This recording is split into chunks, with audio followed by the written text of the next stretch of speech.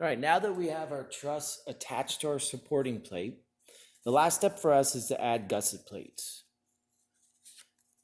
A gusset plate is something that we're going to add over our joint location, right? A joint is defined by wherever a member crosses another member. So we have a joint here, a joint here, a joint here.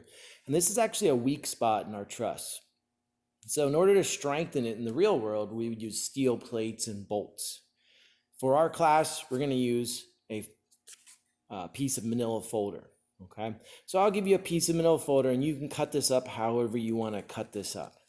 Right, but it's not too difficult to attach. What I like to do is I cut off rectangles or triangles depending on the joint that we're covering. So I'm going to go ahead and cover this joint here. So I can grab that. I take a little bit of glue. Yeah, we don't need much.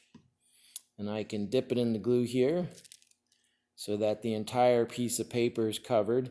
You don't really want it to be dripping off. But now that I have enough glue on here, I can go ahead and just attach it right to that joint.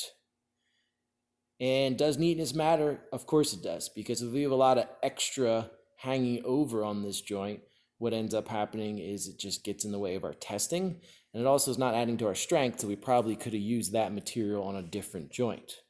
Okay, so we're actually strengthening 1, 2, 3, 4 pieces, 4 members that are going to be put together and held together here. All right. If you have enough material, first thing I would do is add my gusset plates to the outside, but then you can also add it to the inside here where the joint is. That's going to double up the strength of that joint. All right. So you remember you have this entire piece to use. I would make sure you use the entire thing, covering up each joint to the best of your ability.